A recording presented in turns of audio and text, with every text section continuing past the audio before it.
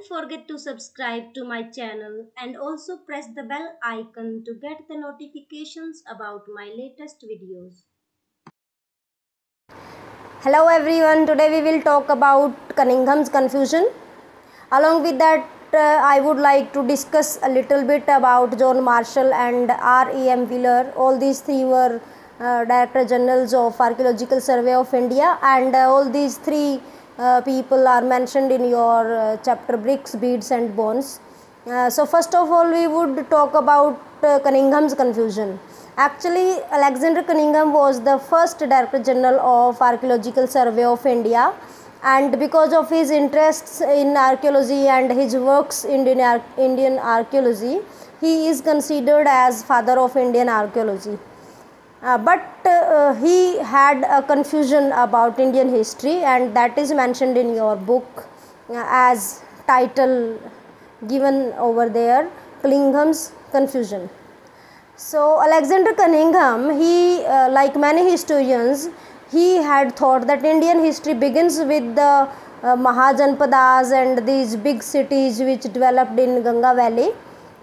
He could not even imagine that whatever artifacts have been excavated from Harappa and other sites, these belong to some period much prior to that. He had read many books as well related to Indian history.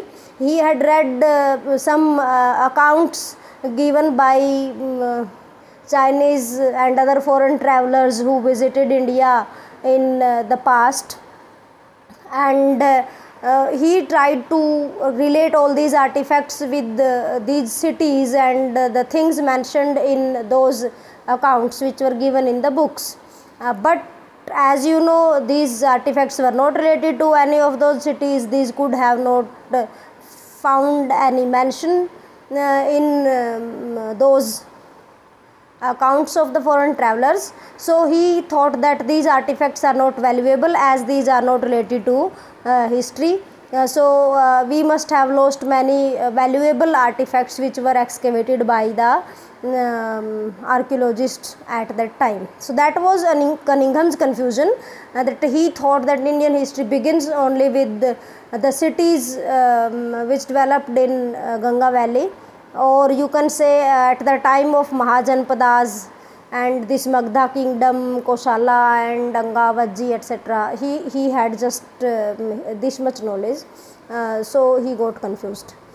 After that, here I want to talk about John Marshall.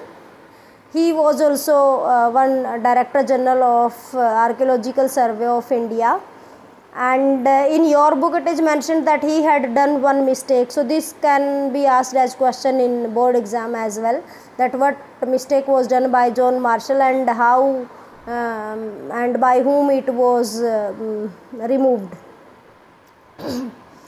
So John Marshall, he is considered as first professional archaeological Director General of India, because he had already worked in Greece and Crete as well, and it was expected from him that he will surely bring some scientific outlook to the archaeology in India. But unfortunately, he did one mistake, and that mistake was that he ignored stratigraphy of the mounds at the time of excavation. Stratigraphy means study of layers. Like at one particular place, people have been living there for thousands of years, and that civilization collapses, and now all the things are covered by sand. Afterwards, maybe after 500 years, another group of people came and started living at the same place.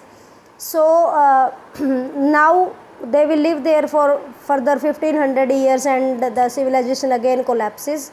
So there again it will be covered by sand. So this way some layers will be formed inside the surface of the earth. So good archaeologist is that person who understands this thing, that in these layers artifacts belonging to different time period can be found, and these should be preserved as per the layer. But John Marshall ignored this science of layers and he excavated along with these horizontal units and just mixed all the artifacts which had been excavated in these excavations.